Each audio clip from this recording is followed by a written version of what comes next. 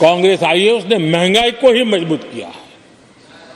आदरणीय अध्यक्ष जी, हमारी सरकार ने महंगाई को लगातार नियंत्रण में रखा है। दो युद्ध के बावजूद और 100 साल में आए सबसे बड़े संकट के बावजूद महंगाई नियंत्रण में है और हम कर पाए हैं।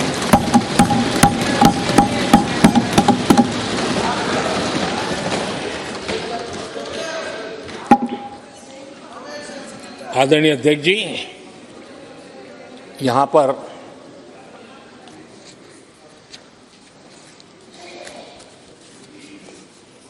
बहुत गुस्सा व्यक्त किया गया।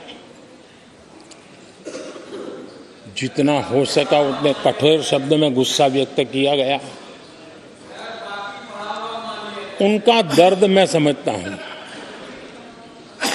उनकी मुसीबत और ये गुस्सा मैं समझता हूं, क्योंकि तीर निशाने पर लगा है।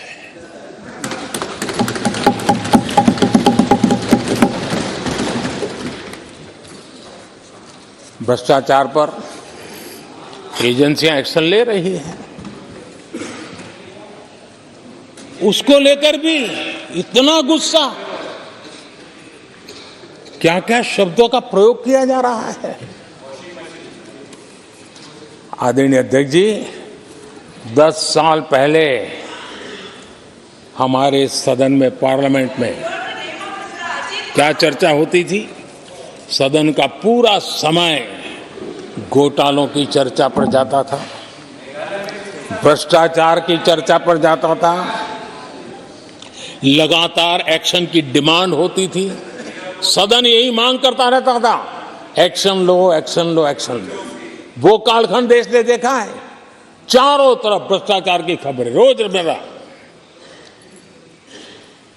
और आज जब भ्रष्टाचारियों पर एक्शन लिया जा रहा है तो लोग उनका समर्थन में हंगामा करते हैं। आदरणीय अध्यक्ष जी, इनके समय में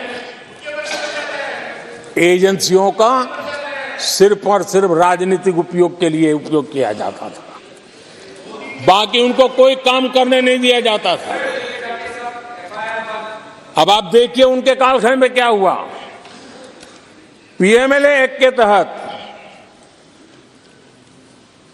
हमने पहले के मुकाबले 2 गुने से अधिक केस दर्ज किए।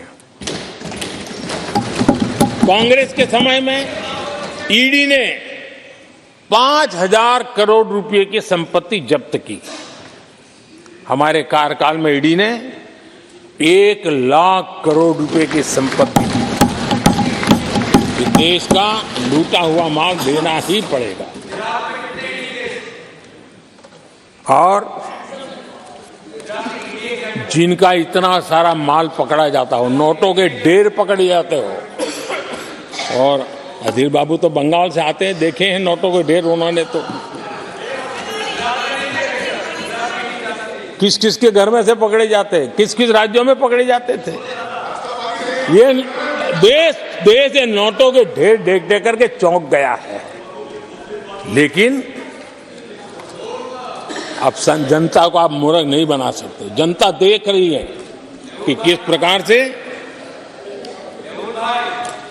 यूपीए सरकार में जो भ्रष्टाचार की बातें होती थी उसका टोटल 10-15 लाख करोड़ का रहा है, चर्चा होती थी।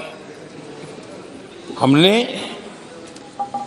लाखों करोड़ के घोटाले तो अटकाए, लेकिन उन सारे पैसों को गरीबों के काम लगा दिया, गरीबों के कल्याण के लिए। अब बिचौलियों के लिए गरीबों को लूटना बहुत मुश्किल हो गया है। डायरेक्ट बेनिफिट ट्रांसफर,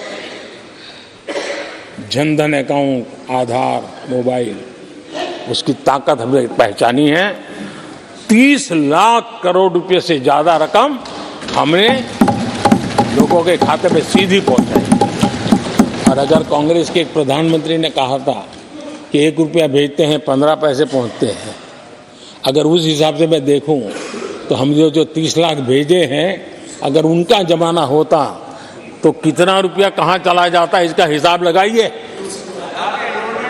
15% मुश्किल से लोगों के पास पहुंचता, बाकी सब कहां चला जाता।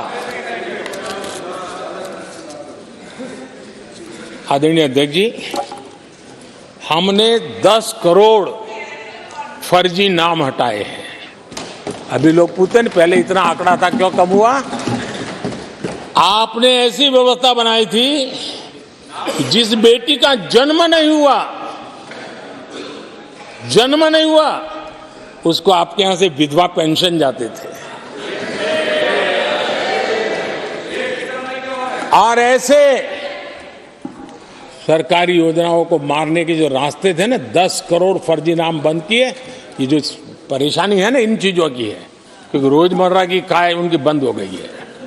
आदरणीय अध्यक्ष जी, हमने ये फर्जी नामों को हटाने से करीब 3 लाख करोड़ रुपया फर्जी हाथों में जाने से बचाया, गलत हाथों में जाने से बचाया।